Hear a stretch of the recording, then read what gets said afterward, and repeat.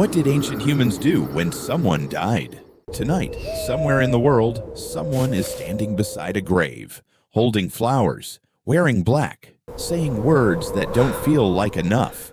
That moment, that strange, heavy, impossible moment of saying goodbye feels deeply human. But here's what nobody tells you. That feeling is not modern, it's ancient. And the story of how your ancestors handled death might be the most surprising thing you'll learn today. Let's start with the obvious question. Did ancient humans even understand death?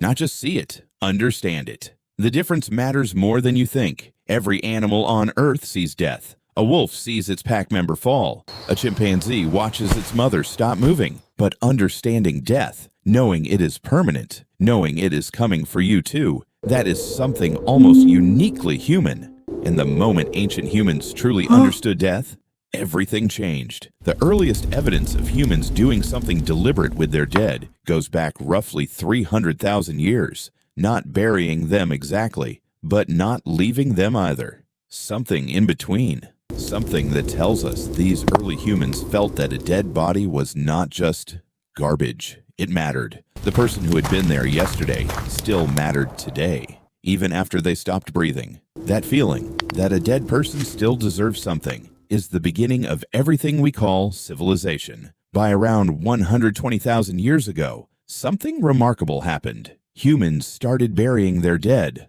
on purpose, with intention. Archaeological sites from this period show bodies placed carefully in the ground, not thrown, not abandoned, placed, sometimes curled into a fetal position, as if sleeping, as if returning to the position they were in before birth. Nobody told them to do this. No religion existed yet to instruct them. They figured it out themselves, because something inside them said, this person deserves more than being left behind. But it gets more fascinating, because they didn't just bury people. They buried them with things, tools, animal bones, red ochre, a kind of natural pigment, painted carefully onto the body before burial. The famous Shanidar cave in Iraq revealed a Neanderthal burial from roughly 60,000 years ago. And around the body, pollen from flowers. Someone had placed flowers on a grave 60,000 years ago. Whether those flowers were intentional is still debated. But the idea that a Neanderthal, often portrayed as brutish and primitive, may have placed flowers on the body of someone they loved, that changes everything about how we see our ancient relatives. Now here's what most people don't think about. What happened immediately after someone died? Before the burial, before the ceremony, in those first raw hours. Modern humans grieve in specific ways. We cry, we gather, we talk about the person who is gone. Ancient humans almost certainly did the same. The campfire that was always a place of warmth and storytelling and community. After a death, it became something else. A place of grief, of remembrance, of the group sitting together with the silence that only loss creates. The stories told around those fires after a death weren't entertainment. They were the first eulogies.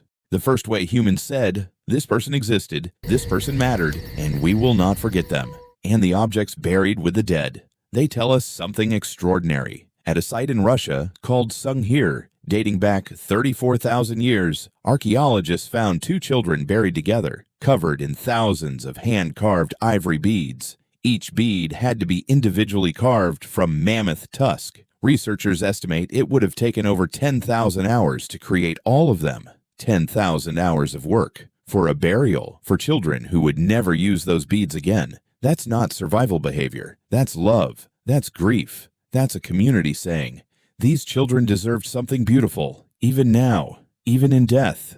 And here's the part that will stay with you. Every single tradition we have around death today, gathering together, saying words, leaving objects, marking the place where someone is buried, telling stories about who they were. None of it was invented. None of it was taught. It emerged spontaneously from the same place it emerges in you when someone you love dies, from the part of the human brain that cannot accept that a person who existed yesterday simply doesn't exist today. Ancient humans had no religion yet, no afterlife to promise comfort, no priest to lead them through the process, just the same impossible feeling you have felt, the same silence, the same weight. And yet they did exactly what you would do.